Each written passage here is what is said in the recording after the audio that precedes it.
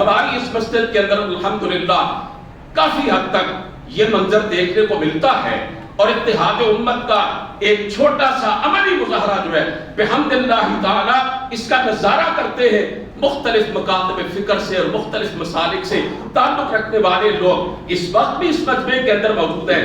اتحاد امت کا اور اجتماعیت اسلام کا ایک چھوٹا سا گلدستہ جو ہے اس مسجد میں دیکھا جا سکتا ہے، اور نیچے جب آپ اترے تو اس کی سیڑھیوں سے اتر کر آپ اس کے دروازے کی طرف دیکھیں، آپ کو مسلم مسجد لکھا ہوا نظر آئے گا، کسی مسلک اور فرقے کی پہچان آپ کو دکھائی نہیں دے گی۔ یہی وہ پیغام ہے جو مکے سے آ رہا ہے اور مدینے سے آ رہا ہے، یہی وہ میسج ہے جو بیت اللہ سے اٹھ رہا ہے، جو مسجد نبوی سے اٹھ رہا ہے۔ میں بڑے ادب سے دوسرا سوال یہ کرنا چاہوں گا، میرے نبی نے 23 سال کی مسلسل محنت اور جدوجہد کے بعد دنیا جہان کے دکھ اٹھا کر ایک امت بنائی تھی۔ آج اس نبی کی امت کو پارا پارا کرتے ہوئے ہمیں کچھ تو خیال کرنا چاہیے۔ اگر ہم امت کو بنا نہیں سکتے تو ہمیں امت کو کاٹنا بھی تو نہیں چاہیے نا۔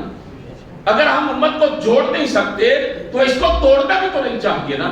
یہ اتحاد امت کا عظیم ترین سبق ہے جو نماز کے ذریعے اور مسجد کے ذریعے ہم تک پہنچتا ہے۔ عزیزان محترم، اسی طرح نماز ہمیں بہترین ڈسپلن سکھاتی ہے، نظم و ضبط سکھلاتی ہے۔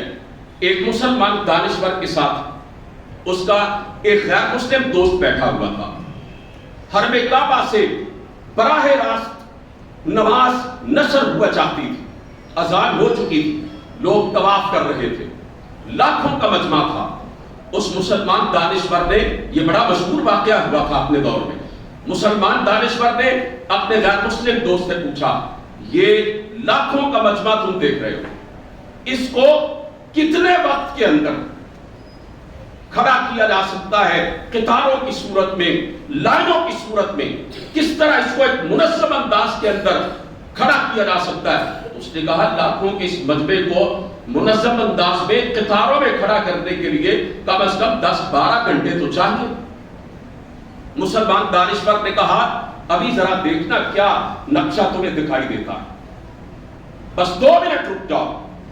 مؤذن حرم نے اقامت کری اور وہ غیر مسلم یہ دیکھ کر حیران رہ گیا، 1 منٹ کے اندر اندر وہ لاکھوں کا مجمع جو کوئی طواف کر رہا تھا، کوئی بیٹھا دعا کر رہا تھا، کوئی جناب تلاوت کر رہا تھا، کوئی کسی اور سرگرمی میں تھا، اقامت ہوئی 1 منٹ کے اندر اندر لاکھوں کا مجمع اللہ کے گھر کے گرد بالکل سیدھی قطاروں کے اندر کھڑا ہو گیا، صفوں کے اندر کھڑا ہو گیا۔ اس غیر مسلم نے جب یہ منظر دیکھا وہ اسلام کی عظمت کا قائل ہو گیا، وہ نماز کے ذریعے اٹھنے والے پیغام کا قائل ہو گیا، اس نے کلمہ طیبہ پڑھ لیا اور مسلمان ملت اور امت کا ایک فرد بن گیا۔ آج ہمیں نماز سے حاصل ہونے والا یہ سبق سمجھ میں آئے یا نہ آئے، لیکن غیر مسلموں نے سمجھ لیا ہے۔ نماز میرے بھائیوں اہل ایمان کو ڈسپلن کی پابندی سکھاتی ہے، وقت کی قدر کرنا سکھاتی ہے۔ تمام عبادات اور خاص طور پر نماز ہم مسلمانوں کو یہ بتلاتی ہے کہ یہ عمر عزیز بڑی قیمتی ہے، یہ وقت بڑا قیمتی ہے، یہ لمحات بڑے قیمتی ہیں، ان کی قدر کرو، ہر کام کو اس کے وقت پر انجام دو۔